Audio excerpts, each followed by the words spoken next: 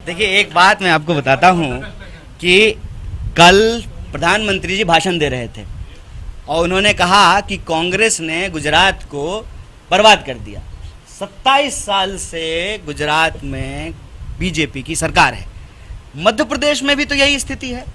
आप भी जो है अभी दिग्विजय सिंह जी को याद कर रहे हैं। लगातार सरकार है और जितने वादे वो हर बार सेम घोषणा पत्र जो है ईयर बदल करके आपके सामने दे देते हैं।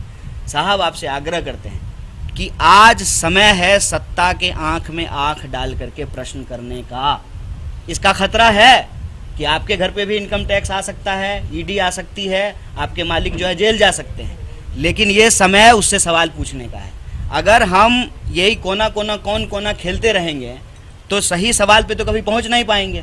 अगर कांग्रेस के शासन में सारी चीज़ें सही होती, ठीक है, इसको स्वीकार कर रहे हैं आपके सामने, तो जनता को कुछ तो गलत लगा ना, हमको विपक्ष में बिठाया। लेकिन आप भी प्रश्न जो है हम ही से पूछ रहे हैं। जब 30-30 साल से 27-27 साल से जो है बीजेपी तो सरकार मैंने 27 साल से सड़क नहीं बनी है। सड़क बनने में 27 साल लगता है, 30 साल लगता है। क्यों घबरा रहे हैं सर? क्या होगा, जेल चले जाएंगे तो? डरिए मत, डरने की जरूरत नहीं है।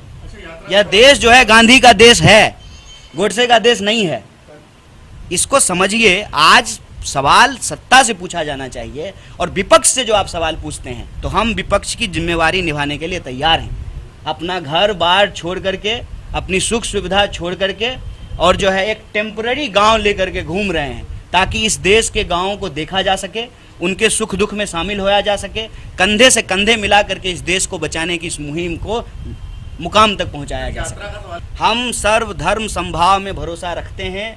हम हिंदू हैं और इसमें जो है कोई ग्लानि की बात नहीं है, इसकी स्वीकार्यता है, ये एक बात है।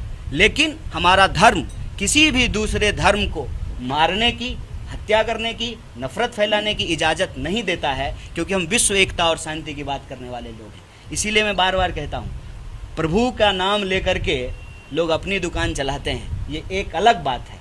और धर्म जो है उसका काम धार्मिक उपासनाओं के लिए है, प्रार्थनाओं के लिए है, पूजा के लिए है, वो एक बात है। लेकिन विधानसभा चुनाव में, लोकसभा में इसका इस्तेमाल होना ये धर्म नहीं है, ये सांप्रदायिकता है।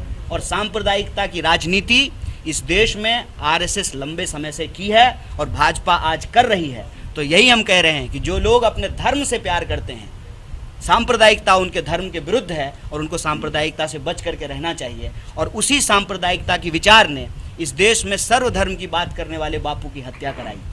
इसीलिए ये कन्फ्यूजन नहीं फैलाया जाना चाहिए। इसी के आधार पर नफरत फैलाया जा रहा है और नफरत के चलते हमारे देश के मुद्दे पीछे छूट रहे हैं। इसीलिए भारत जोड़ो का नारा है, नफरत छोड़ो, भारत जोड़ो।